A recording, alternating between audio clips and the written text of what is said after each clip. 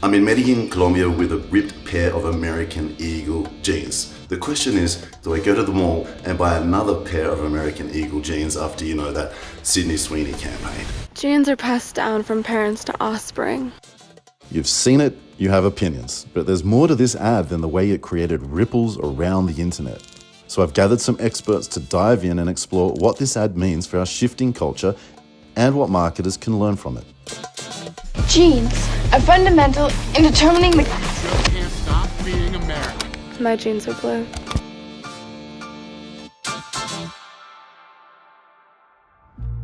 In order to better understand the context of where we are today, let's start with a little history lesson of modern American advertising. And to understand that history, let's look no further than one man, Edward Bernays. Bernays figured out very early on, 100 years ago exactly, identity is the ultimate currency. Don't sell the thing, sell who the buyer becomes. He borrowed from his uncle, Sigmund Freud, and psychology, targeting our subconscious mind. Bernays opened the door, and a whole century walked through it. Documentarians call it the century of self, an era where identity itself became the primary battleground for business and politics. Products weren't just things to buy, they become extensions of who we are, who we want to be, and what we believe is normal. We so seamlessly equate buying with patriotism. The World War II bonds, post 9/11 go shopping, or even COVID recovery slogans, bacon and eggs. And it's so deeply American to tie civic duty and patriotism and who gets to be here and who gets to belong here with our consumerism. If history shows us that identity is the main driver of American consumerism, what happens when people feel excluded from the very world being marketed to them? And I invite you to sit with these images.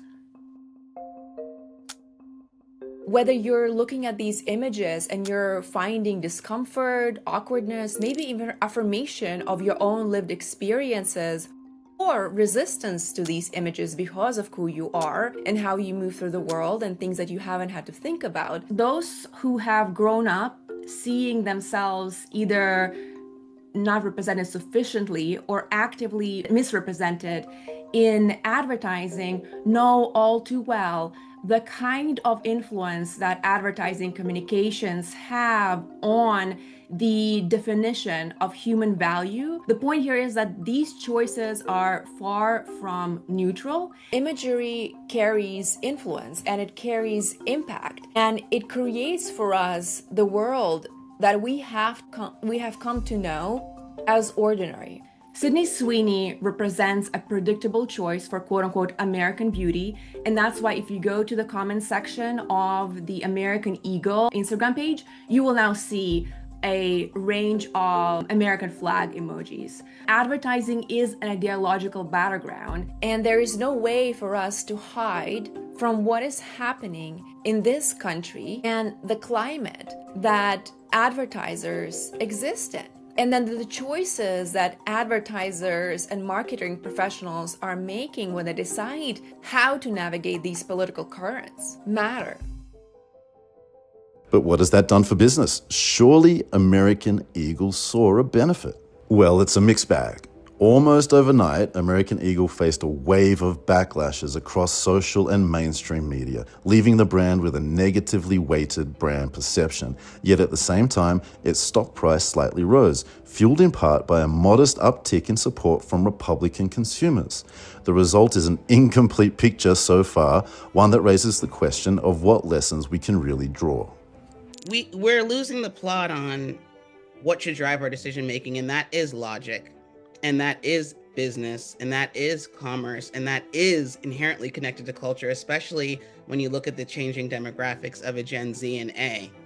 I saw someone say this morning that, well, they're appealing to a growing segment of the United States population. And I'm like, by whose measure? You know who these Gen Z and A folks are?